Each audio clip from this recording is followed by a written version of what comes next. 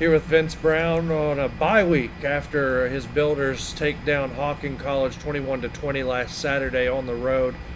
Coach, first road win of the year, and your guys really battled through a lot of adversity in the game. Down 20-7 early third quarter after the Hawks score on the first drive of the second half, but it felt like your team, really kind of made a turn in terms of how they were playing the game as a team and kind of building each other up on the sidelines. Just talk through what you saw down on the sidelines as your guys fought back from 13 down. Well, thank you, Walker, man. Always a pleasure to be here. What can I say about our guys fighting through adversity? First and foremost, I felt that we traveled the right way. The preparation was prepared the right way by the coaching staff. Our young people knew what we wanted to get accomplished. We know going on the road is always tough in different environments, and so I felt like we did everything right to go out there and play the game. Started a little bit rocky. That's football, right? Some ups and downs, some early turnovers, some blown coverages. But what I loved about our group is that we regrouped. No one put their head down. We knew we were there for a mission. We knew we were looking for our first road win, and we knew where we wanted to be to get to 500. And so the guys got together, rallied. Defense made some big stops. And hats off to Hocking College. They had some great athletes on the other side of the ball, especially the receivers and some big offensive linemen and defensive linemen that put some pressure on our guys. But we were able to muster up enough to get the win. And I was very pleased by a lot of our performances that on past Saturday. I want to talk about the defensive side, especially the second half. Benny Nina kind of really took over. Sincere Hawkins, a couple big hits, but felt like Benny was all over the field, ended up with 10 tackles on the day. Just talk about his performance and what you saw from him kind of leading that side of the of the football. Love the way Benny played, right? When Benny Nina is in his groove, he's one of the best players that have come through the apprentice school, in my opinion, at least since I've been here, because he's very consistent. He knows the game of football. He understands it from the safety position as well as the linebacker position. And you need that physicality in today's football, and he brings it for our team. I spoke with him before the game and said, hey, we're going to need some big hits today, and he delivered. I thought Sincere Hawkins, battling through injuries, stood up and said, hey, Coach, put me where you need me to play. I'm not 100%, but I want to be out here with my team. Guys like that. Chase, as always, Roberto, those guys play well. And I thought our defensive line did a good job as well.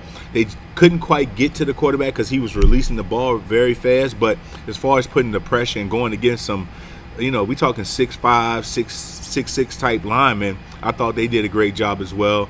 And then Joshawn Jackson late in the game with the big strip, just the hustle and the effort to go get that play. It really got us moving and turned the game around. On the offensive side, you guys had a lot of guys step up. TK Petty finished with 140-something yards of receiving. Logan Coleman threw the ball well. Eduardo Rios threw it well in the first half. And you look at guys like Colby and Marty Braxton in the backfield, really bled that game down in the running game, especially late, shortened the game after you guys took the lead. Just talk about what you saw from the offensive side of the football and how they were able to perform, especially in the second half. Really impressed with our offense. We knew we got hit with a little bit of adversity earlier. Junior, we had some early turnovers, and then, he's battling through some things as far as injuries, so we had to make a switch. Okay. So impressed with Logan Coleman and him stepping up and being ready for the moment, and that's what we always try to prepare our guys for, is living in the moment.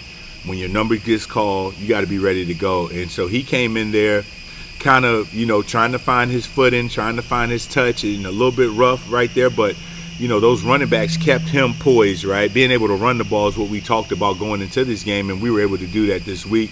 Marty stepped up. He's transitioned from defense to offense, and Kobe has been getting better each day, every game. So I was very impressed with those guys. And hats off to our offensive line as well, because we had to make some adjustments, being that a couple starters were out. Austin Moore is someone I want to highlight. He stepped up big because he, with less than 3 days of practice, transitioned over to left tackle or right tackle, and he done enough for us to be able to continue to run the ball and give our quarterback some time in the pocket. And once Logan got time, he was able to stretch the field. We know we have dynamic receivers, right? Josiah Beecham, TK Petty, AK. We know these guys can get open, and we just need to have enough time to be able to get them the ball, and the rest is history, right? TK, big play, getting us down the field, and then Josiah with the touchdown and AK with the touchdown. Very impressed with our offense, and sometimes you need those type of games just to battle through and being tested on the road. So I was impressed with all phases of our game, right? Offense, defense, and special teams.